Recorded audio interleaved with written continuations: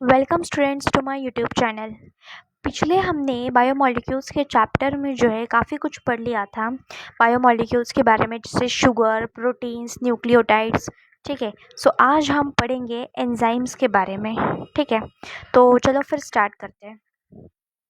Almost all enzymes are proteins. देखो, हमने जैसे प्रोटीन्स के बारे में पढ़ा था कि प्रोटीन्स क्या होते हैं, जो अमीनो एसिड से बने रहते हैं। ठीक है, तो प्रोटीन्स अमीनो एसिड से बने रहते हैं और एंजाइम्स जो है वो सारे के सारे एंजाइम्स क्या होते हैं, प्रोटीन्स होते हैं। सारे प्रोटीन्स एंजाइम्स नहीं होते, लेकिन सारे एंजाइम्स जो है वो प्रोटीन्स होते हैं। There are some nucleic acids, कुछ न्यूक्लिक एसिड्स भी होते हैं जो बिहेव करते हैं एंजाइम्स की तरह। ठीक है, जिनको बोला जाता है राइबोजाइम्स बोला जाता है। ठीक है, so one can depict an enzyme by a line diagram. So एक लाइन डायग्राम से एक एंजाइम को डिपिक्ट किया जा सकता है, जैसे इस तरह से कुछ डायग्राम हो गया, इस तरह का enzyme. An enzyme like any protein has a primary structure that is amino acid sequence of protein. अब जैसे मैंने बोला कि प्रोटीन किस चीज़ से बना है, अमीनो एसिड से बना है, और एंजाइम क्या होता है, प्रोटीन होता है।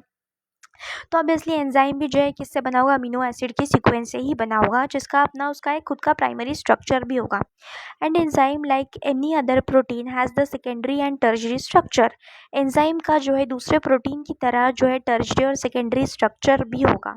ठीक है, क्योंकि ऑब्वियस सी बात है, जो अमीनो एसिड की जो चेन है, इस तरह की जो चेन है लंबी सी, वो खुद जो है ऐसे फोल्ड हो सकती है और फोल्ड होकर के जो है सेकेंडरी एंड टर्शरी स्ट्रक्चर बनाएगी। ठीक, और कहीं ना कहीं जो है एंजाइम की एक्टिविटी के लिए उसका सेकेंडरी और टर्शरी, खासकर टर्शरी स्ट्रक्चर बहुत ज़रूरी होता है।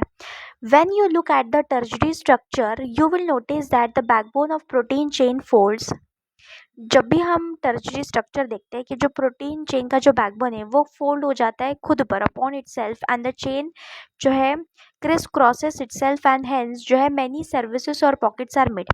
क्या होता है, जैसे अभी मैंने जस्ट डायग्राम बनाया, ये डायग्राम था, ये तो एक लीनियर चेन थी अमीनो एसिड की। अब यही लीनियर चेन क्या हो गई, फोल्ड हो गई। ठीक, ये फोल्ड हो गई और ये क्या बना दिया, टर्शरी स्ट्रक्चर बना दिया। अब इस टर्शरी स्ट्रक्चर में आपको गैप्स दिखेंगे, जैसे ये देखो, यहाँ पे एक गैप दिखा, फिर कुछ इधर साइड गैप्स है, तो इन गैप्स में क्या होता है, सबस्ट्रेट फिट हो जाता है। मान के चलो इस तरह से कोई एंजाइम बन गया। ठीक, इस तरह से एंजाइम बन गया, यहाँ पे एक गैप है, यहाँ पे एक गैप है। सो इधर आकर के मान के चलो ये सबस्ट्रेट है, तो ये सबस्ट्रेट आकर के यहाँ और यहाँ जाके बाइंड कर जाएगा, जिससे क्या हो जाएगा, एंजाइम अपनी एक्टिविटी परफॉर्म करेगा। ठीक है, so one such pocket is active site, और इस जो पॉकेट्स होते हैं ना, जहाँ पे कोई एक सबस्ट्रेट आके जुड़ता है, उसको बोला जाता है एक्टिव साइट बोला जाता है। An active site of an enzyme is a crevice or pocket into which the substrate fits. देखो, क्रिवाइस बोलते हैं इसको, क्रिवाइस मतलब गड्ढा, गड्ढा या फिर पॉकेट, जिसपे क्या सबस्ट्रेट जो है, सबस्ट्रेट मतलब वो मॉलिक्यूल, जिस मॉलिक्यूल में हमको चेंज लाना है, एंजाइमेटिक एक्शन करवाना है जिस मॉलिक्यूल का, दैट इज सबस्ट्रेट। सो दस एंजाइम्स जो है थ्रू देयर एक्टिव साइट के थ्रू कैटेलाइज करेंगे रिएक्शंस को एट हाई रेट, मतलब फटाफट फटाफट करते हैं, जैसे कि क्या करेंगे वो, थाउजेंड्स ऑफ मॉलिक्यूल्स पर सेकेंड इसका कैटालिटिक रेट रहता है। ये मैं जस्ट एग्जांपल बता रही हूँ, इससे हायर भी हो सकता है। Enzyme catalysis differ from inorganic catalysis. देखो, हमने इनऑर्गेनिक केमिस्ट्री में भी कुछ कैटालिसिस पढ़े हैं, तो ये उससे थोड़ा डिफरेंट होता है। अब कैसे होता है हम देखते हैं। वन मेजर डिफरेंस जो है needs mention, inorganic catalysis work efficiently at high temperatures and high pressures, while enzymes get damaged at high temperatures above 40 degree Celsius. ठीक, सो इनऑर्गेनिक कैटलिस्ट होते हैं, जैसे कि कुछ मेटल्स होते हैं, जैसे कौन सा मेटल हो गया, मैग्नीशियम, नाइट्रोजन, आयरन वगैरह, इस टाइप के जो कुछ मेटल्स होते हैं जो कैटालिसिस करते हैं, तो उनमें और एंजाइम्स में बड़ा डिफरेंस होता है। अब क्या डिफरेंस होता है कि एंजाइम वो जो है इनऑर्गेनिक वाले, वो हाई टेम्परेचर पे काम कर सकते हैं, हाई प्रेशर को झेल सकते हैं, लेकिन जो एंजाइम्स होते हैं ना, जो कि प्रोटीन के बने रहते हैं, जिसके वजह से वो हाई टेम्परेचर पे काम नहीं कर सकते अच्छे से, जो कि 40 डिग्री से भी ज़्यादा टेम्परेचर पे अच्छे से काम नहीं कर सकते, और ना ही हाई प्रेशर पे वो अच्छे से काम कर सकते हैं, क्योंकि वो प्रोटीन के बने रहते हैं, जिसकी वजह से क्या होता है, प्रोटीन डिग्रेडेशन होता है। However, enzymes isolated from organisms who normally live under extremely high temperatures, hot winds, and sulfur springs are stable and retain their catalytic power even at high temperature up to 80 to 90 degree Celsius. ठीक, अब क्या है ना, कुछ exceptions है। देखो, जैसे कि बायोलॉजी में क्या होता है ना, बहुत सारी चीज़ें जो एक्सेप्शंस भी होती है। ठीक।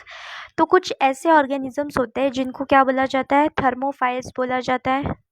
ठीक है, यहाँ पे लिखा है थर्मोफिलिक ऑर्गेनिज्म, थर्मोफाइल्स बोला जाता है। कुछ क्या बोलते हैं, एसिडोथर्मोफिल्स होते हैं जो कि हाई एसिडिक एनवायरनमेंट में रहते हैं, हाई टेम्परेचर पे रहते हैं। तो ऐसे ऑर्गेनिज्म से जो हम एंजाइम्स आइसोलेट करते हैं, तो उन एंजाइम्स का जो टेम्परेचर रहता है, मतलब इतने 80 to 90 डिग्री पे जो है वो काम कर सकते हैं।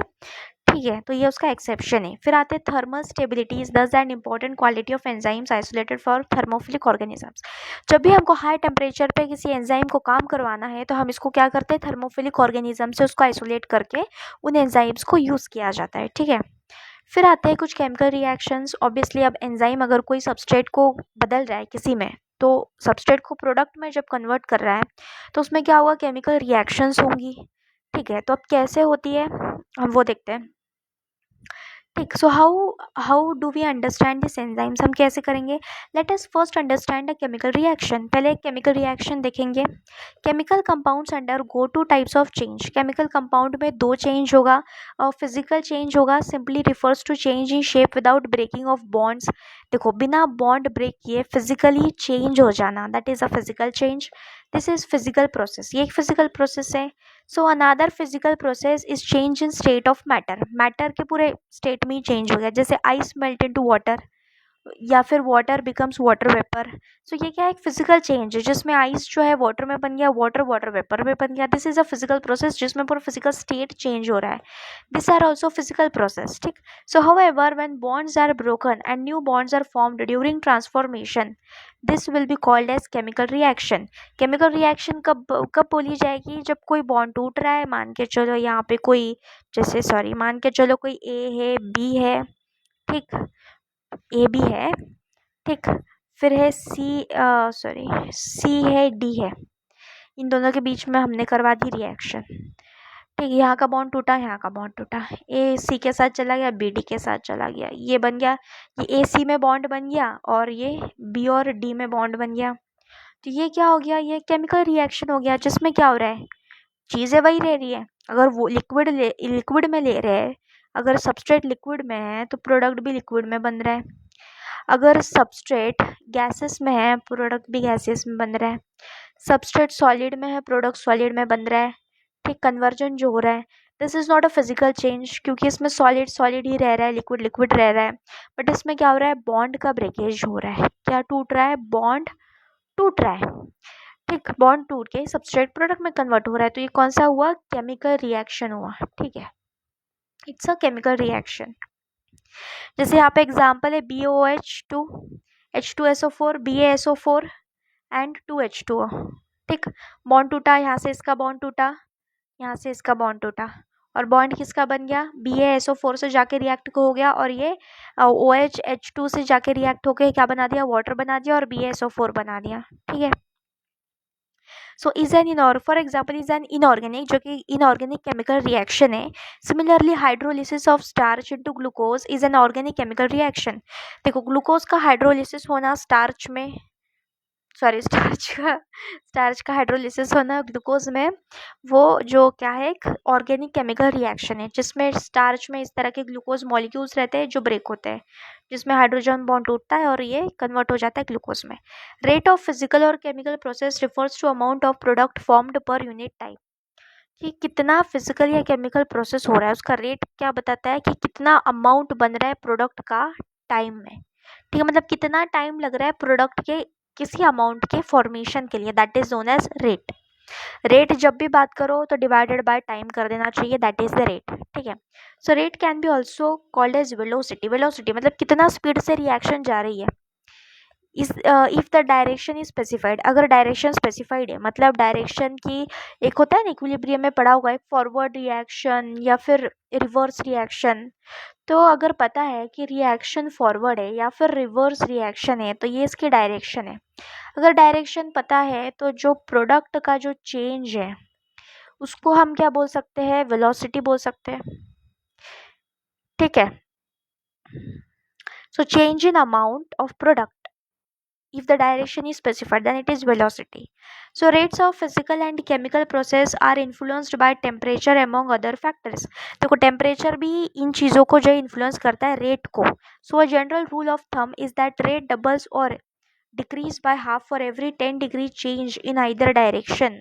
देखो एक रूल है, रूल ये है कि अगर रेट एंजाइम का रेट जो है डबल हो जाता है या फिर डिक्रीज हो जाएगा आधे से हर 10 डिग्री के टेम्परेचर के चेंज पे. इसको याद रखना. So catalysed reactions proceed at rates vastly higher than the uncatalysed ones. देखो जो कैटेलाइज वाले रहते हैं ना, जिसमें एंजाइम काम कर रहे हैं, उसमें रेट बहुत हाई होता है एज कम्पेयर टू अनकैटेलाइज्ड वाले. ठीक है. So when enzymes catalyse reactions are observed, the rate would be vastly higher than the same but uncatalysed reaction. देखो क्या होता है ना, एंजाइम का काम क्या है ना, एंजाइम ना ही प्रोडक्ट को चेंज करेगा और ना ही सबस्ट्रेट को चेंज करेगा. एंजाइम क्या करेगा, एंजाइम कैटेलाइज करेगा. इट मीन्स एंजाइम क्या करेगा, फास्ट कर देगा रेट को. मान के चलो जहाँ पे एक घंटे में 100 मॉलिक्यूल्स जो है 100 मॉलिक्यूल्स कन्वर्ट हो रहे थे सबस्ट्रेट के प्रोडक्ट्स में. ठीक.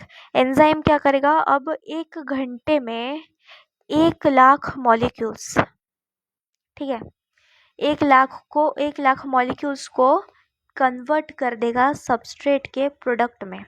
तो ये होता है difference. This is uncatalysed reaction, this is catalysed reaction by enzyme.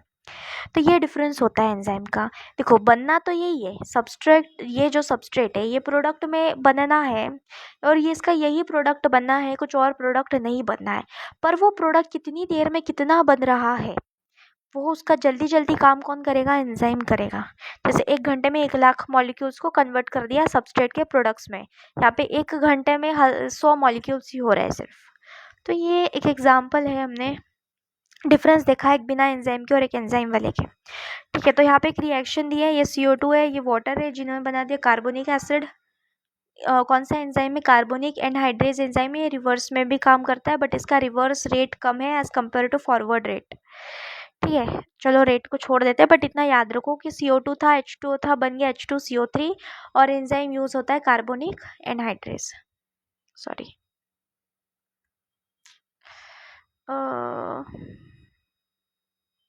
Wait. ठीक है. अब आते हैं इस पर. So in the absence of any enzyme this reaction is very slow. जब भी एंजाइम एब्सेंस, अभी हमने एग्जांपल देखा कि 1 घंटे में सिर्फ 100 मॉलिक्यूल्स हो रहे हैं, तो एंजाइम के एब्सेंस में रिएक्शन बहुत स्लो होती है. सो with about 200 molecules of CO3 being formed in 1 hour. 1 घंटे में सिर्फ 200 मॉलिक्यूल्स बन रहे हैं. सो however by using the enzyme present within the cytoplasm, ये एंजाइम कहाँ प्रेजेंट होता है, साइटोप्लाज्म में प्रेजेंट होता है, जिसको बोला जाता है कार्बोनिक एनहाइड्रेज. ठीक. So the reaction speed dramatically जो है इंक्रीज हो जाता है विद अबाउट 6 लाख ही ना, 6 lakh molecules being formed every second. हर सेकेंड में 6 लाख मॉलिक्यूल्स बनेंगे. ठीक. The enzyme has accelerated the reaction rate by about 10 million times. देखो 10 मिलियन टाइम्स, मतलब समझो कि एंजाइम कितना एफिशिएंटली काम करता है. वो 10 मिलियन टाइम से रेट बढ़ा रहा है किसी भी रिएक्शन का. The power of enzymes is incredible. बहुत इनक्रेडिबल पावर है एंजाइम का. There are thousands of types of enzymes each catalysing a unique chemical और metabolic reaction. Thousands of enzymes है हमारे पास जो क्या करते हैं, कैटेलाइज करते हैं केमिकल और मेटाबॉलिक रेट्स को. A multi step chemical reaction when each of the steps is catalysed by same enzyme complex or different enzymes is called as metabolic pathway. देखो मेटाबॉलिक पाथवे क्या होता है ना, जब एक एंजाइम या एक से ज़्यादा एंजाइम जब किसी भी रिएक्शन को करता है उसे बोला जाता है मेटाबॉलिक पाथवे. ठीक है. ओके.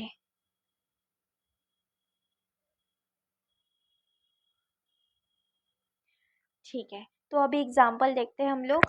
जैसे कि हमारे पास एक एग्जाम्पल है ग्लाइकोलिसिस का. ग्लाइकोलिसिस में एक बड़ा सा साइकिल चलता है पूरा, जिसमें ग्लूकोज से 2 पायरुविक एसिड में कन्वर्जन होता है. ये बहुत बड़ा साइकिल है, इसको हम पढ़ेंगे. आगे वीडियोस में जैसे C6H12O6 ग्लूकोज है जिसमें ऑक्सीजन को ऐड किया जाता है और फिर ये बना देता है pyruvic acid 2C3H4O3 plus 2H2O। ठीक, सो इसमें क्या हो रहा है ना, बहुत सारे एंजाइम्स यूज हो रहे हैं, बहुत सारे सबस्ट्रेट प्रोडक्ट में कन्वर्ट हो रहे हैं और जो फाइनल प्रोडक्ट है वो है पायरुविक एसिड और जो जो मेन सबस्ट्रेट है वो है ग्लूकोज, जिससे फाइनल प्रोडक्ट बन रहा है हमारा पायरुविक एसिड। ठीक है, और बहुत सारे एंजाइम्स यूज किए जा रहे हैं, तो ये जो पूरा पाथवे है इसको बोला जाता है मेटाबॉलिक पाथवे बोला जाता है। ठीक, सो इसको पढ़ते हैं। In which glucose becomes pyruvic acid through 10 different enzymes. देखो 10 डिफरेंट एंजाइम्स यूज किए जाते हैं जो कैटेलाइज करते हैं मेटाबॉलिक रिएक्शंस को। When you study respiration in chapter 12 you will study this reactions. जब हम रेस्पिरेशन पढ़ेंगे तब हम ये रिएक्शन सारे डिटेल में पढ़ेंगे।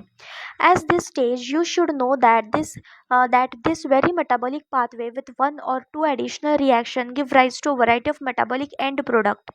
देखो यही पाथवे जो है ना, यही मेटाबॉलिक पाथवे जो है, इसके अंदर अगर हम क्या करते हैं, कुछ और एडिशनल रिएक्शंस डाल देते हैं तो बहुत सारे मेटाबॉलिक एंड प्रोडक्ट्स बन जाते हैं। मतलब जैसे ये पायरुवेट से और भी आगे जो है प्रोडक्ट्स बन सकते हैं, अगर हम और एंजाइम्स यूज करें तो और आगे जो है प्रोडक्ट्स बन सकते हैं। So in our skeletal muscles under anaerobic condition में लैक्टिक एसिड जो है फॉर्म होता है। ठीक है, so under normal aerobic conditions में पायरुविक एसिड फॉर्म होता है, ये डिफरेंस है। सो इन ईस्ट जो है during fermentation the same pathway leads to production of ethanol, alcohol का फॉर्मेशन होता है। देखो अनएरोबिक पाथवे हमारे मसल्स में लैक्टिक एसिड बनाता है, वही सेम पाथवे ईस्ट में जो है वो इथेनॉल बनाता है। एंजाइम डिफरेंट होंगे, भले पाथवे सेम है बट एंजाइम्स डिफरेंट होंगे जिसकी वजह से प्रोडक्ट्स डिफरेंट बन रहे हैं। So hence in different conditions different products are possible. Different condition में डिफरेंट प्रोडक्ट्स जो है वो बन सकते हैं। ठीक है, so how do enzymes bring about such high rates of chemical conversions. अब एंजाइम्स कैसे इससे काम कर लेते हैं, अभी हमने देखा कि एंजाइम्स काम करते हैं। ठीक है, तो अब कैसे कर लेते हैं, अब उसको हम देखते हैं। ठीक है, so to understand this we should study enzymes a little more. So इसको अंडरस्टैंड के लिए हमको एंजाइम्स को और स्टडी करना पड़ेगा। We have already understood the idea of an active site, हमने एक्टिव साइट की बात की थी अभी। ठीक है, द केमिकल और metabolic conversion refers to reaction, जो केमिकल या मेटाबॉलिक कन्वर्जन होता है, चेंज होता है, उसको रिएक्शन बोला जाता है। The chemical which is converted into a product is called as substrate, जिस केमिकल को प्रोडक्ट में कन्वर्ट किया जाता है उसको सबस्ट्रेट बोला जाता है। सो हेंस एंजाइम्स जो कि प्रोटीन से with 3 dimensional structures including an active site convert a substrate into a product.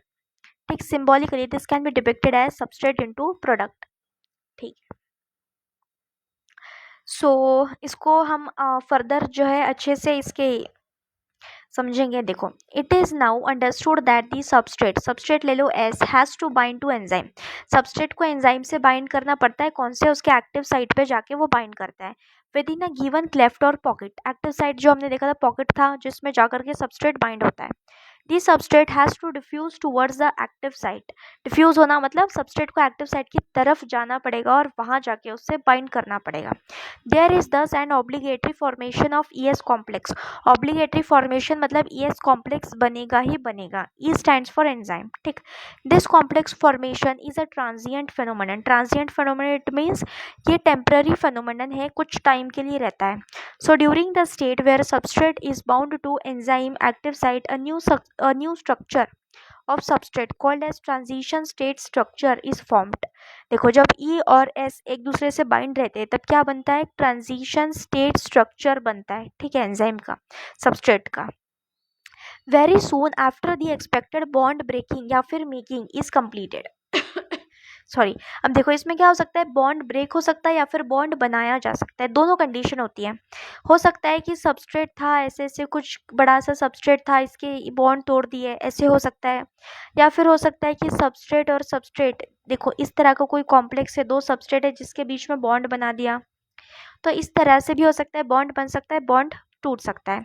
The product is released from the active site, फिर वो सबस्ट्रेट प्रोडक्ट में कन्वर्ट होकर के प्रोडक्ट जो है रिलीज हो जाएगा एक्टिव साइट से।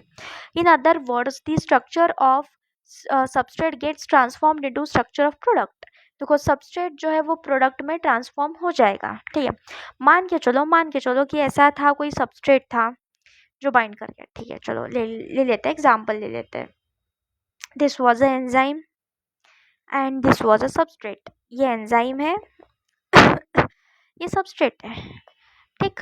सो एंजाइम सबस्ट्रेट कॉम्प्लेक्स ये बाइंड कर गया इससे, ठीक। ये जो है इससे बाइंड कर गया, ये बन गया ES कॉम्प्लेक्स। अब ये एंजाइम सबस्ट्रेट कॉम्प्लेक्स जो है किस में कन्वर्ट हो गया, ये कन्वर्ट हो गया प्रोडक्ट में। और अब क्या बन जाएगा एंजाइम, अब मेरी बात सुनो, एंजाइम फिर अपने पहले के कॉन्फॉर्मेशन में आ जाएगा और ये प्रोडक्ट जो है वो निकल जाएगा, ठीक है। तो ये था एंजाइम, ये था प्रोडक्ट। ये एंजाइम फिर अपने पहले वाले कॉन्फॉर्मेशन में आ जाएगा। एंजाइम ऐसे नहीं रहेगा, वो पहले पहले वाले कॉन्फॉर्मेशन में आ जाएगा और ये प्रोडक्ट जो है इस तरह से कन्वर्ट होके निकल जाएगा, ठीक है। ये था उसका अपना काम। The pathway of this transformation must go through the so called transition state structure. Transition state structure जो हमने बीच में जो स्ट्रक्चर देखा था, ये वाला जो था, सॉरी, ये वाला जो स्ट्रक्चर था ये था ट्रांजिएंट स्टेट स्ट्रक्चर, जिसमें सबस्ट्रेट प्रोडक्ट में कन्वर्ट हो गया लेकिन फिर भी वो एंजाइम के साथ जुड़ा हुआ है। There could be many more altered structural states, और भी बहुत सारे स्टेट्स हो सकते हैं डिफरेंट वाले, between the stable substrate and the product, कि कौन सा कब स्टेबल है तो उस हिसाब से डिफरेंट डिफरेंट जो है वो क्या बोलते हैं ट्रांजिशन स्टेट स्ट्रक्चर होते हैं। Implicit in this statement is the fact that all other intermediate structural states are unstable. देखो जो बीच में हमने जो एंजाइम और जो सबस्ट्रेट वाले जो इस तरह के जो कुछ भी स्टेट्स देखे थे वो क्या होते हैं, अनस्टेबल होते हैं, ठीक है, अनस्टेबल होते हैं, उसको याद रखना। Stability is something related to energy status of the molecule और द स्ट्रक्चर। स्टेबिलिटी जो है वो एनर्जी स्टेटस से आती है किसी भी मॉलिक्यूल और स्ट्रक्चर के। अभी हम देखेंगे ग्राफ में कि किस तरह से एक्टिवेशन एनर्जी क्या होती है और कब जाके मॉलिक्यूल स्टेबल होता है। So hence when we look at this pictorially through a graph it looks like something in figure 9.4। देखो ये रहा फिगर 9.4। सो पहले इसके बारे में पढ़ लेते हैं फिर इस फिगर को समझते हैं हम लोग, ठीक है। So the Y axis represents the potential energy content. जो वाई एक्सिस है वो क्या बताता है, पोटेंशियल एनर्जी को डिपिक्ट करता है, और एक्स एक्सिस जो है वो रिप्रेजेंट करता है प्रोग्रेशन ऑफ स्ट्रक्चरल ट्रांसफॉर्मेशन और state through the transition state. कि ट्रांजिशन स्टेट में स्ट्रक्चर किस तरह से चेंज होता जा रहा है, ये इस तरह से जैसे जैसे रिएक्शन आगे बढ़ती जा रही है वैसे वैसे स्ट्रक्चर में जो चेंज आता जा रहा है वो एक्स एक्सिस पे हम पता कर सकते हैं। So you would notice two things, the energy level difference between S and P. Substrate और प्रोडक्ट में एनर्जी लेवल का डिफरेंस आता है। सो पी का जो है वो लोअर एनर्जी लेवल रहता है देन द एस।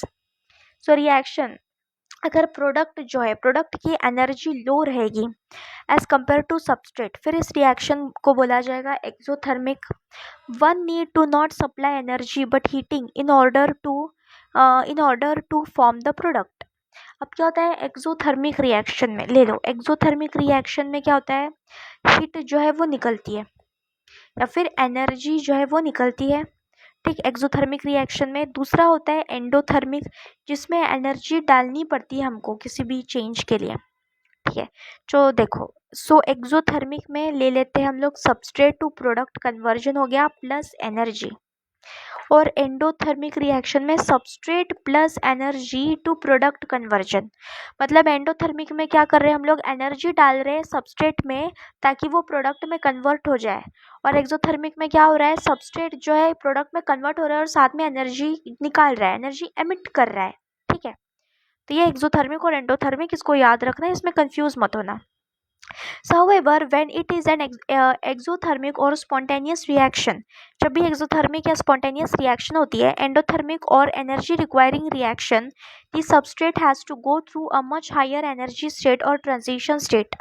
अब हम इसको देखेंगे कि product और substrate का कौन सा state कौन सी energy show करता है। The difference in average energy content of S from that of its this transition state is called as activation energy। इसको क्या बोला जाता है, एक्टिवेशन एनर्जी। एक्टिवेशन एनर्जी क्या होती है कि कितनी एनर्जी हम सबस्ट्रेट को देंगे तब जाके वो प्रोडक्ट में कन्वर्ट होगा, मतलब energy required by substrate to convert into product, that is known as activation energy, ठीक है।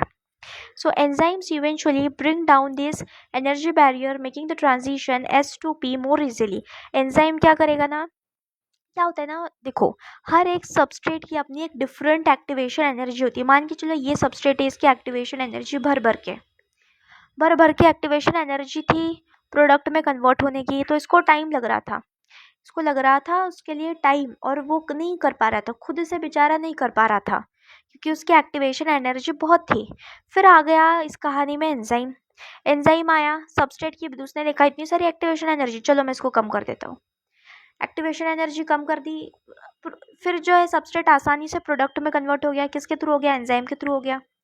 तो एंजाइम इस तरह से काम करता है। ठीक है, अभी हम देखते हैं ग्राफ को। ठीक, सो ग्राफ को देखते हैं। पहले तो ये रिएक्शन इस तरफ जा रही है, इस तरफ जो है एनर्जी जा रही है, एनर्जी बढ़ती जा रही है ऊपर साइड, इधर साइड रिएक्शन आगे बढ़ती जा रही है। ये है यहाँ पे सबस्ट्रेट है, देखो सबस्ट्रेट जो है बिना एंजाइम के गया गया इतना ऊपर गया, इतना, ठीक, सबस्ट्रेट बिना एंजाइम के ऊपर गया, ऊपर गया, ऊपर से ये नीचे आ गया ऑब्वियसली। ठीक है, अब देखते हैं, ये रहा ट्रांजिशन स्टेट जहाँ पे सबस्ट्रेट जो है प्रोडक्ट में कन्वर्ट होने में आ चुका है। ठीक, तो ये जो थी, ये जो पूरा जो पिक दिख रहा है इतना पूरा, ये क्या बता रहा है, बिना एंजाइम के एक्टिवेशन एनर्जी बहुत लग रही है, यहाँ तक की एनर्जी लग रही है एक्टिवेशन एनर्जी। ठीक, और जैसे ही हमने एंजाइम डाल दिया, ये एनर्जी देखो कितनी कम हो गई, ये एनर्जी बस अब यहाँ तक की लग रही है, एक्टिवेशन एनर्जी विद एंजाइम बहुत कम हो चुकी है, तो इजीली सबस्ट्रेट प्रोडक्ट में कन्वर्ट हो जाएगा। ठीक है, देखो यहाँ पे देखो सबस्ट्रेट की एनर्जी ज़्यादा है, प्रोडक्ट की एनर्जी कम है, प्रोडक्ट की एनर्जी कम है, इट मीन्स ये कौन सा रिएक्शन हो गया, this is the exothermic reaction, जिसमें एनर्जी जो है वो प्रोड्यूस हो रही है प्रोडक्ट के फॉर्मेशन के टाइम। ठीक, तो इस ग्राफ को याद रखना, ये ग्राफ बहुत ज़्यादा इंपॉर्टेंट है, बस इसमें इतना याद रखना है कि यहाँ पे होता है ट्रांजिशन स्टेट, जिसमें सबस्ट्रेट एंजाइम कॉम्प्लेक्स का फॉर्मेशन होता है। ठीक है, मतलब ट्रांजिशन स्टेट का ये मतलब है कि अब जो है सबस्ट्रेट प्रोडक्ट में कन्वर्ट होने ही वाला है, तो इस बीच का जो ये स्टेट रहता है उसको ट्रांजिशन स्टेट बोला जाता है। फिर इसमें देखना कि बड़ा सा जो पिक है वो हो रहा है बिना एंजाइम्स के, बिना एंजाइम्स के एक्टिवेशन एनर्जी ज़्यादा लग रही है और एंजाइम्स के साथ जो एक्टिवेशन एनर्जी कम लग रही है, जिसकी वजह से सबस्ट्रेट जो है ईजिली प्रोडक्ट में कन्वर्ट हो रहा है। ठीक है, कम टाइम में वो भी। ओके, फिर आते हैं nature of enzyme action. Enzyme action किस तरह से काम करता है। So each enzyme has a substrate. So हर एक एंजाइम अपना एक सबस्ट्रेट होता है, मतलब हर एक एंजाइम का अपना अलग सबस्ट्रेट होता है। So binding site in its molecule so that a highly reactive enzyme substrate complex is produced. Highly reactive होता है एंजाइम सबस्ट्रेट कॉम्प्लेक्स। ठीक है, इसीलिए so this complex is short lived and dissociates into product and the unchanged enzyme with an intermediate formation of enzyme product complex। देखो ये जो मैंने diagram बना के दिखाया था, ये डायग्राम यहाँ पे कुछ वर्ड्स में है। सबसे पहले एंजाइम सबस्ट्रेट है, ये एंजाइम है और उसका ये पर्टिकुलर सबस्ट्रेट है, हर एक एंजाइम का अपना सबस्ट्रेट होता है। ठीक है, सो ये एंजाइम सबस्ट्रेट कॉम्प्लेक्स बना लिया, दोनों मिल गए एक दूसरे से, कॉम्प्लेक्स बन गया। फिर ये कॉम्प्लेक्स कन्वर्ट हो गया एंजाइम प्रोडक्ट कॉम्प्लेक्स में, अभी भी ये एंजाइम प्रोडक्ट के साथ बंधा हुआ है। फिर जैसे ही जो है इसमें एंजाइम में कुछ चेंज आता है, कॉन्फॉर्मेशनल चेंज आता है और ये प्रोडक्ट एंजाइम से अलग हो जाता है। ठीक है, और एंजाइम वैसा का वैसा ही रहेगा, बस ये जो बीच में जो ये स्टेट होता है ना जहाँ पे वो प्रोडक्ट और सबस्ट्रेट से बंधा हुआ है, इस टाइम पे एंजाइम में चेंज आता है। लेकिन यहाँ जब फिर एंजाइम जब अलग हो जाता है ना, तब एंजाइम वैसे के वैसे ही रहेगा, यहाँ पे सेम रहेगा, यहाँ पे सेम रहेगा, यहाँ पे थोड़ा डिफरेंट रहेगा एंजाइम। ठीक, this formation of ES complex is essential for catalysis. The catalytic cycle of enzyme action can be described in the following steps. कि किस तरह से एंजाइम कैटालिसिस करता है, उस प्रोसेस को हम देखते हैं कुछ स्टेप्स में। पहला स्टेप्स है first, the substrate binds to active site of the enzyme. पहले सबस्ट्रेट आया, सबस्ट्रेट ने एंजाइम के एक्टिव साइट को देखा और देख करके उधर जा करके बाइंड कर गया, फिट हो गया एक्टिव साइट में। दूसरा है the binding of substrate induces enzyme to alter its shape fitting more tightly around the substrate. अब क्या हो जाएगा, जैसे ही सबस्ट्रेट ने जो एंजाइम के साथ बाइंड हो गया, वैसे ही एंजाइम में चेंज आ जाएगा। एंजाइम में क्या चेंज होता है, कॉन्फॉर्मेशनल चेंज होता है, मतलब एंजाइम के स्ट्रक्चर में चेंज आता है जिससे वो सबस्ट्रेट से और और ज़्यादा टाइटली बाइंड कर जाता है, ठीक है। फिर होता है the active site of enzyme now in close proximity of the substrate breaks the chemical bonds of substrate and the new enzyme product complex is formed. अब जैसे क्या हो गया, सबस्ट्रेट से वो टाइटली बाइंड हो गया, वैसे ही वो सबस्ट्रेट में चेंज लाता है एंजाइम। सबस्ट्रेट में क्या करेगा, एक तो कुछ बॉन्ड्स को ब्रेक कर देगा, नहीं तो फिर कुछ नए बॉन्ड्स बना देगा। तो इस तरह से केमिकल चेंज करना या फिर केमिकल बॉन्ड्स का बनाना या ब्रेक करना, इससे क्या हो जाता है, सबस्ट्रेट कन्वर्ट हो जाता है प्रोडक्ट में और एक एंजाइम और प्रोडक्ट का कॉम्प्लेक्स बन जाता है, जहाँ पे अब एंजाइम के साथ प्रोडक्ट जुड़ा हुआ है। फिर क्या होता है, the enzyme release the product of the reaction and the free enzyme is ready to bind to another molecule of substrate and run through the catalytic cycle once again. अब क्या हो जाएगा, जैसे ही प्रोडक्ट बन गया तो एंजाइम में फिर कॉन्फॉर्मेशनल चेंज आ जाएगा और वो प्रोडक्ट को रिलीज कर देगा।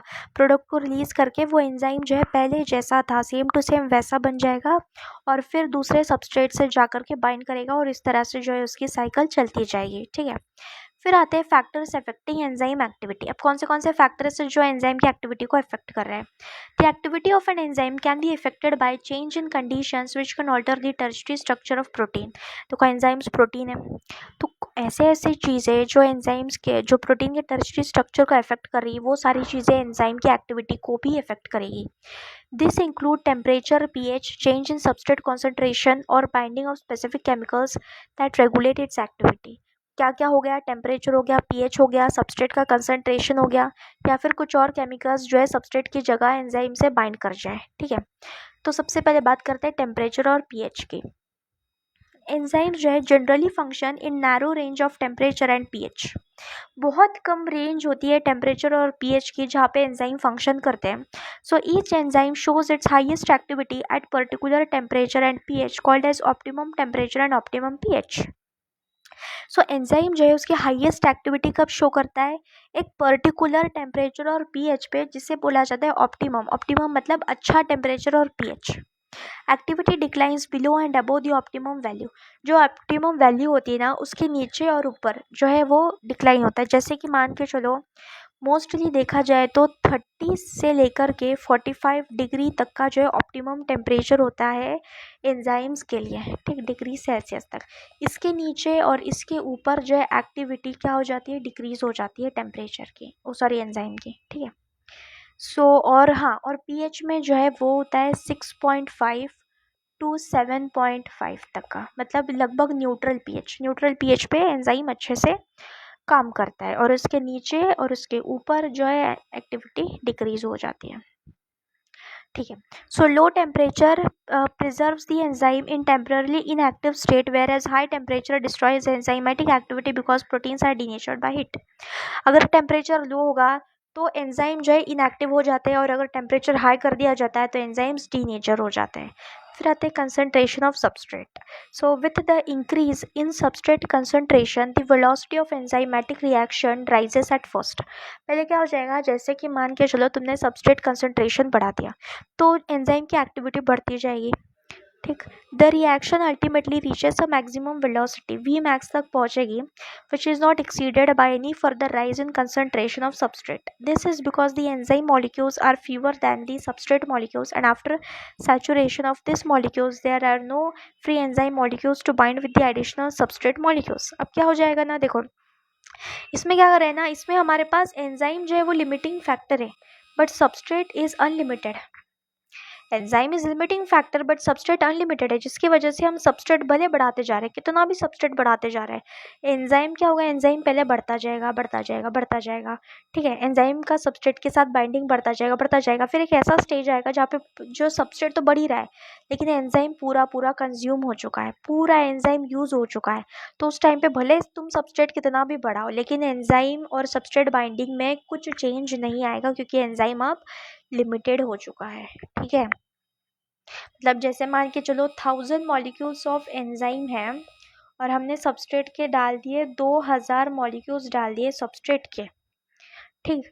तो सबस्ट्रेट के 1000 मॉलिक्यूल्स जो है वो एंजाइम के साथ जाके बाइंड कर जाएंगे, सॉरी पहले के 1000 मॉलिक्यूल्स एंजाइम के साथ बाइंड कर जाएंगे, बाद में हमने जो 1000 मॉलिक्यूल्स डाले, सॉरी जो 1000 मॉलिक्यूल्स डाले हैं वो बाइंड नहीं कर पाएंगे एंजाइम के साथ। क्यों? क्योंकि एंजाइम पूरा भर चुका है, ठीक।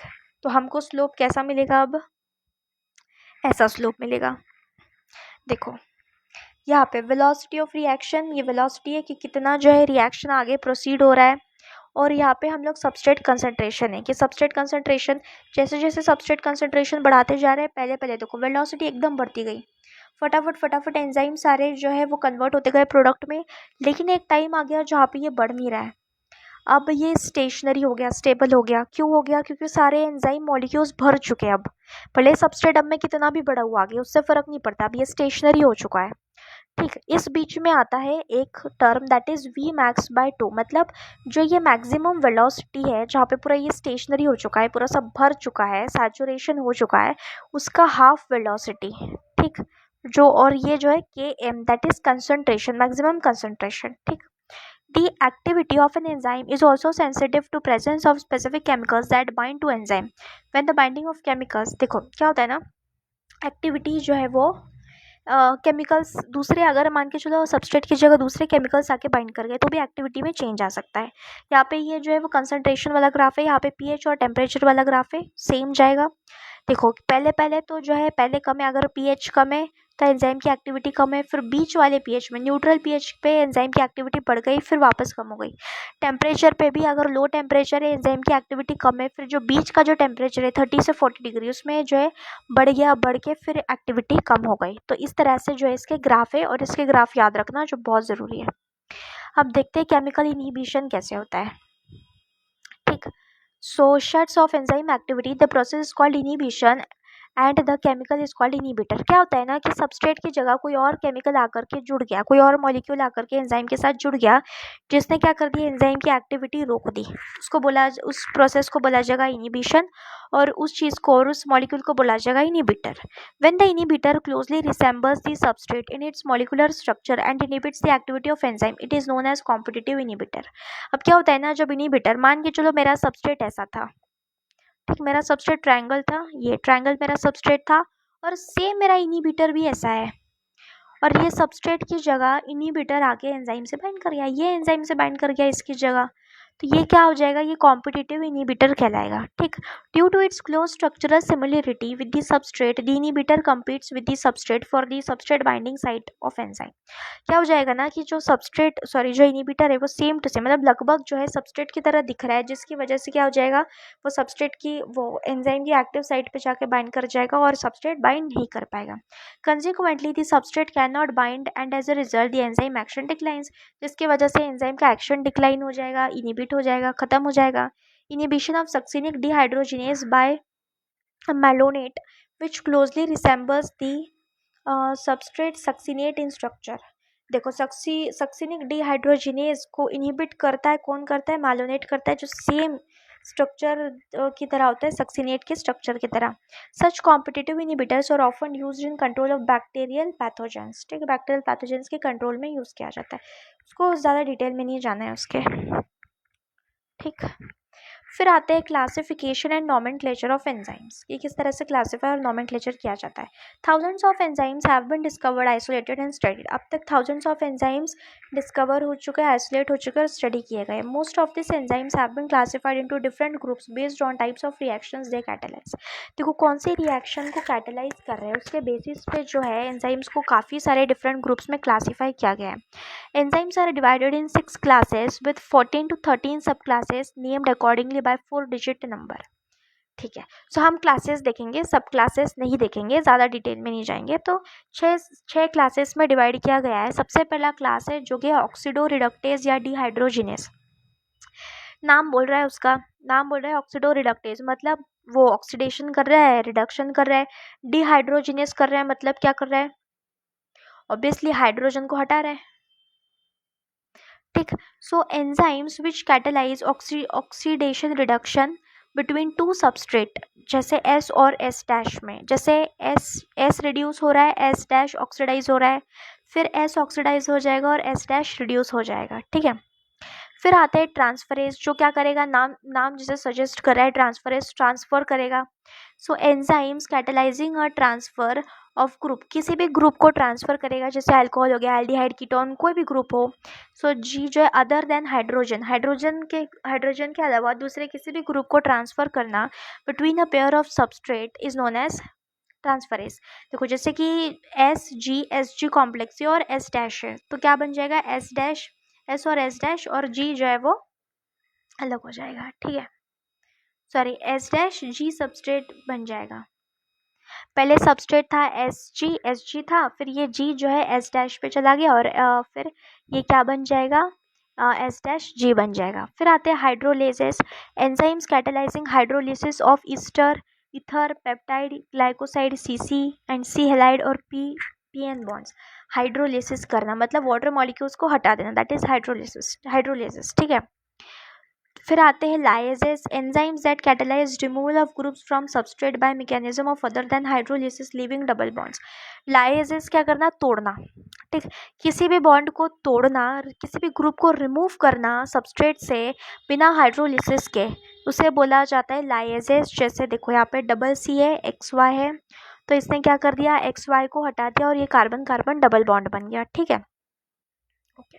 फिर आते हैं आइसोमरेजेस, ठीक, so includes all enzymes catalysing interconversion of optical geometric and positional isomers. मतलब क्या करना, आइसोमराइजेशन करना, मतलब एक आइसोमर को दूसरे आइसोमर में कन्वर्ट करना, उसका काम कौन करेगा, आइसोमरेज।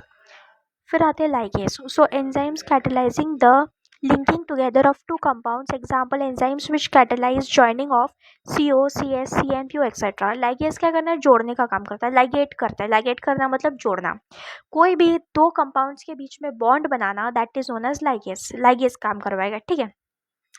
फिर आते हैं cofactors, so enzymes are composed of one or several polypeptide chains. Enzymes में एक या एक से ज़्यादा पॉलीपेप्टाइड चेन होती है। So however there are number of cases in which non protein constituents cofactors are bound to enzyme to make the enzyme catalytically active. अब देखो क्या होता है ना, एंजाइम जो है प्रोटीन रहता है, लेकिन प्रोटीन के साथ साथ मतलब वो एंजाइम को क्या चाहिए होता है, एंजाइम के पास एक एक्टिव साइट होता है, लेकिन एक एक्टिव साइट के अलावा भी एक साइट होती है जहाँ पे कोफैक्टर जाके बाइंड करता है। अब ये कोफैक्टर क्या होता है, कोफैक्टर ऐसा एक नॉन प्रोटीन फैक्टर होता है, या फिर कुछ प्रोटीन्स भी होते हैं, बट हम लोग यहाँ पे ले लेते हैं नॉन प्रोटीन फैक्टर। कुछ नॉन प्रोटीन फैक्टर होते हैं, मॉलिक्यूल्स हो सकता है, कंपाउंड्स हो सकते हैं, कुछ भी हो सकता है, जो एंजाइम्स के साथ जाके बाइंड करे, और जैसे ही वो बाइंड करता है वैसे ही वो एंजाइम एक्टिव हो जाता है और उसकी एक्टिविटी शो करता है, ठीक है। बिना कोफैक्टर के एंजाइम काम नहीं करता। So in this instances the protein portion of enzyme is called as अपो enzyme.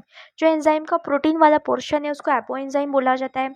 Three kinds of cofactors may be identified, prosthetic group, coenzymes and metal ions. तीन तरह के कोफैक्टर्स होते हैं, एक होता है प्रोस्थेटिक ग्रुप, प्रोस्थेटिक ग्रुप जो रहता है वो प्रोटीन ही रहता है। कोएंजाइम्स होते हैं जैसे कि NADH वगैरह कुछ भी हो सकता है, या फिर मेटल्स आयन हो सकते हैं, मैग्नीशियम, कैल्शियम, पोटेशियम, सोडियम वगैरह कुछ भी हो सकता है, ठीक है। So prosthetic groups are organic compounds, prosthetic groups भी जो ऑर्गेनिक कंपाउंड्स होते हैं, and are distinguished from other cofactors in that they are tightly bound to apoenzyme. जो प्रोटीन पार्ट है उससे प्रोस्थेटिक ग्रुप जो बहुत टाइटली बाउंड हो जाते हैं, ठीक है। For example in peroxidase and catalase which catalyze the breakdown of hydrogen peroxide to water and oxygen, heme is prosthetic group and it is the part of active site of enzyme। देखो हेम जो है ना, कौन सा वाला, कौन से दो एंजाइम्स, पेरोक्सिडेज और कैटालेज, जो क्या करते हैं, हाइड्रोजन पेरोक्साइड को तोड़ते हैं वाटर और ऑक्सीजन में, मतलब H2O को कन्वर्ट कर दिए, सॉरी H2O को कन्वर्ट करते हैं किसमें, वाटर में, that is O2, sorry H2O and O2, water और ऑक्सीजन में कन्वर्ट करते हैं। तो इस एंजाइम्स में हेम ग्रुप जो रहता है वो हेम ग्रुप प्रोस्थेटिक ग्रुप की तरह काम करता है, ठीक है, जो कि किसका पार्ट होता है, एक्टिव साइट का पार्ट होता है एंजाइम के, इसको याद रखना। Coenzymes are also organic compounds, coenzyme भी ऑर्गेनिक कंपाउंड्स होते हैं, but their association with the apoenzyme is only transient. लेकिन उनका एसोसिएशन सिर्फ ट्रांजिएंट मतलब टेम्पररी होता है, ठीक है, usually occurring during the course of catalysis. सिर्फ कैटालिसिस के टाइम पर आकर के क्या करेगा, कोएंजाइम बाइंड करेगा, फिर कैटालिसिस हो गया, फिर चला जाएगा। So further more coenzyme serve as cofactors in a number of different enzyme catalysed reactions. बहुत सारी एंजाइम्स में कोएंजाइम्स कोफैक्टर की तरह काम करते हैं। The essential chemical components of many coenzymes are vitamins. देखो कोएंजाइम्स कौन कौन होते हैं, विटामिन्स होते हैं, ठीक। कोएंजाइम्स जो कि है निकोटिनामाइड, एडेनिन डाइन्यूक्लियोटाइड, NAD हो गया, NADP हो गया, कंटेन विटामिन नायासिन, जिसमें क्या होता है, विटामिन नायासिन होता है, ठीक है। सो इन एंजाइम्स जो है कोएंजाइम्स जैसे कि NAD और NADP, जिसके अंदर विटामिन नायासिन प्रेजेंट होता है। तो विटामिन भी जो है जो कोएंजाइम की तरह काम करते हैं। So a number of enzymes require metal ions for their activity which form coordinated bonds with side chains of active site and at the same time so form one or more coordinated bonds with the substrate. अब metal ions में क्या होता है ना, metal ions जो है coordinate bond बनाते हैं। कोऑर्डिनेशन बॉन्ड पढ़ा होगा शायद केमिस्ट्री में। सो कोऑर्डिनेशन बॉन्ड का फॉर्मेशन होता है एक्टिव साइट के साथ, ठीक है। जो एंजाइम का एक्टिव साइट है उसके साथ जो है मेटल आयन कोऑर्डिनेशन बॉन्ड बनाते हैं, साथ ही साथ वो सबस्ट्रेट के साथ भी कोऑर्डिनेशन बॉन्ड बनाते हैं। इसका एग्जांपल है जिंक, जो है कोफैक्टर की तरह काम करता है for proteolytic enzyme that is carboxy peptidase. Carboxy peptidase जो प्रोटियोलाइटिक एंजाइम है। अब प्रोटियोलाइटिक का क्या मतलब है? सो प्रोटियोलाइटिक एंजाइम ऐसा एंजाइम होता है जो प्रोटीन को तोड़ता है, प्रोटीन को डिग्रेड करता है। तो वो कौन सा है? कार्बोक्सी पेप्टाइडेज, ठीक है, जिसको जो है वो जिंक उसका कोफैक्टर होता है।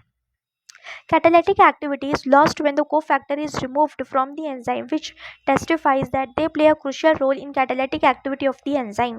देखो एंजाइम की पूरी कैटालिटिक एक्टिविटी हट जाएगी अगर हम जो है वो किसको, कोफैक्टर को हटा देते हैं। तो मतलब कोफैक्टर बहुत ज़रूरी होता है एंजाइम की कैटालिटिक एक्टिविटी के लिए, ठीक है।